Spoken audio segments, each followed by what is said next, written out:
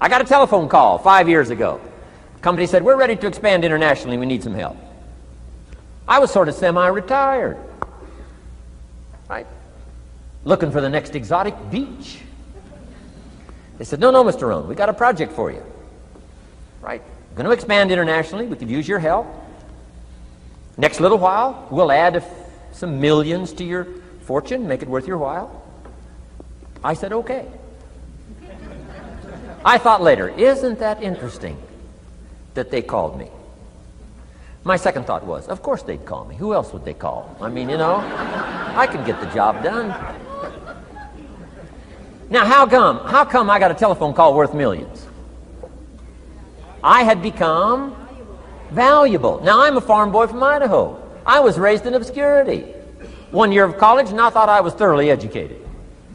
Made all kinds of mistakes galore. At age 25, the creditors are calling me saying, hey, you told us the check was in the mail. I got pennies in my pocket. I got nothing in the bank. I'm behind on my promises. How come I get a telephone call 5 years ago and it's worth millions? I changed. I turned my life around. Is it possible to become worth millions? Speaking economically, now there's a lot of values to become, but let's just talk economics. Is it possible to become that valuable? And the answer is, of course, of course. Now let me give you the secret. Shoaff said, here's the secret, Mr. Rohn. Learn to work harder on yourself than you do on your job. Once I got that, it turned my life around. Learn to work harder on yourself than you do on your job.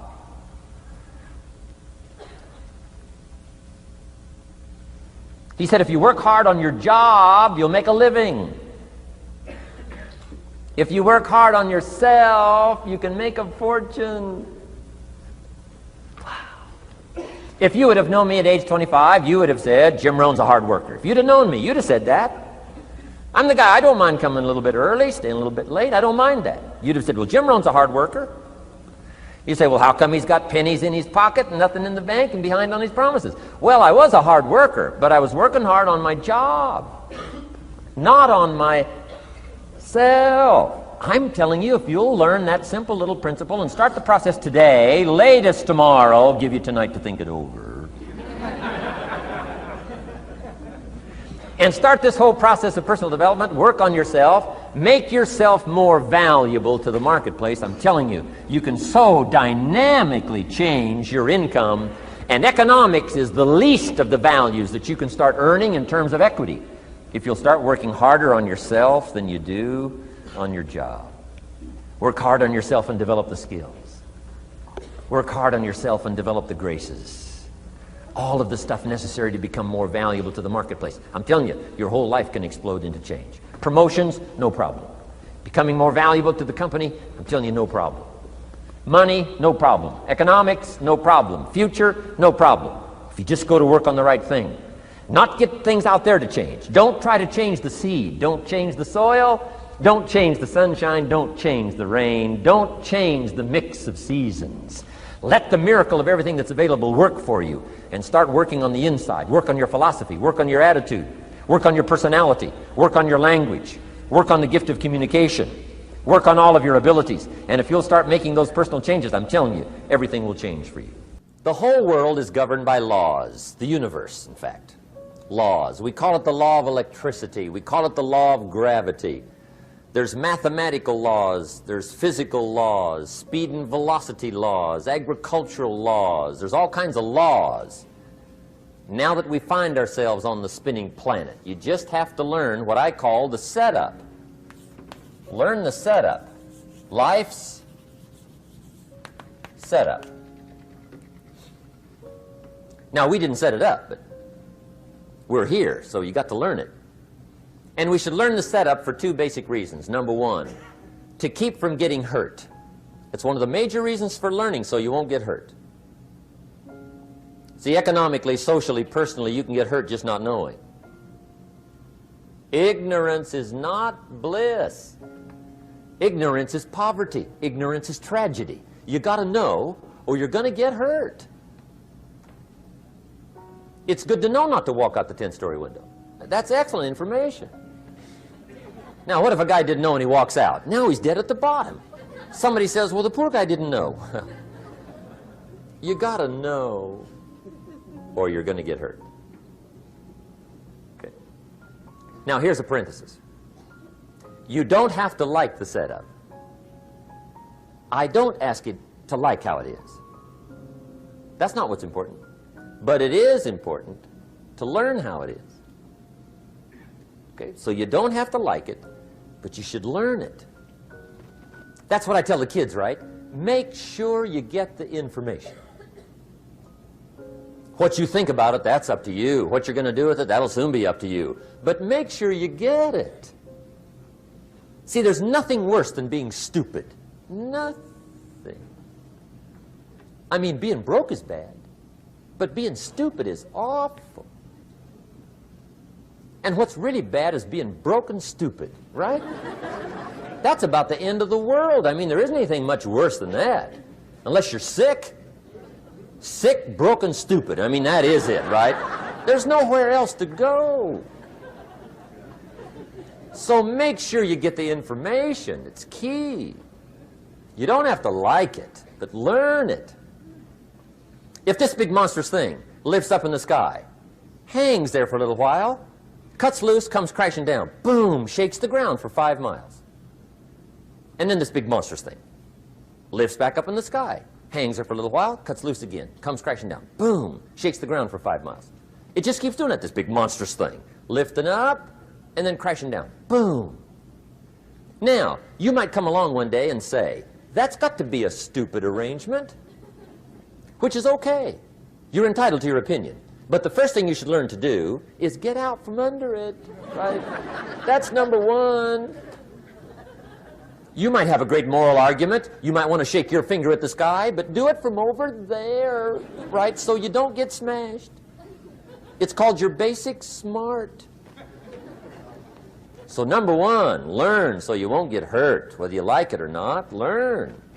Now here's the second reason for learning, the setup, to benefit. It's called the plus of life. And that's what life is, right? Both minus and plus. The minus is tragedy, heartache, misery, failure, unhappiness. But life is also happiness, prosperity, good feelings. So here's the key. Learn to get on the good side of the way things work.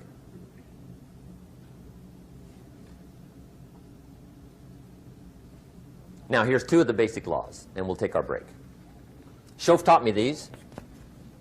They come from the Bible. Now, again, I'm an amateur, okay? When it comes to the Bible, I'm not a pro. So you'll sort of have to take my way of putting it. But here they are. The first one is the law of use. The law of use.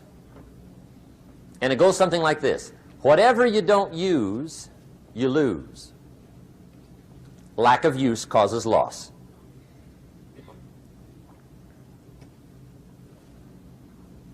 On this planet, maybe not the next one, but on this one, if you tie your arm to your body, leave it there long enough, you'll never use it again. It's over for the arm. Now, it may not be over, but it's over for the arm. The only way to keep the use of this arm is what?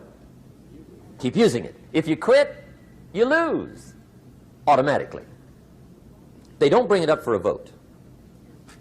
You lose automatically when you quit. Now, the same thing that goes for your arm goes for your brain, mentality. The same thing goes for all the human virtues. Ambition, unused, declines.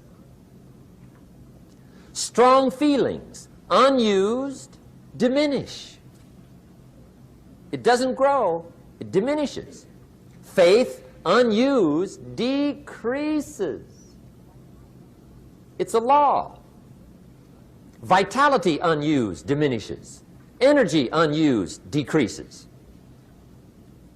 The guy says, well, I'm going to save up my energy. You can't do that. That's like trying to save today, put it on the end of the year. See, you can't do that. They'll come take you away. If you don't use today, what? It's lost. The guy says, well, I'll work twice as hard tomorrow to make up for it. See, that's foolish. You could have done that anyway. Today, unused is lost. A talent unused is lost. An ability unused is lost. So here's one of the key expressions of the evening. Take a new inventory of yourself. Starting tomorrow, new project. Take a new inventory. And make sure that all of your talent and ability and mentality and ingenuity and vitality and strong feelings, faith, courage, make sure that all you've got's being used. Otherwise, you lose. Now, one of the best illustrations of the law of use is a Bible story called the Parable of the Talents. The talent story. Interesting story if you haven't read it in a while. Just review it. It's a good story. An ancient story. It says there was a master with 3 servants. He got them together one day and he said to the 3, I've got these talents.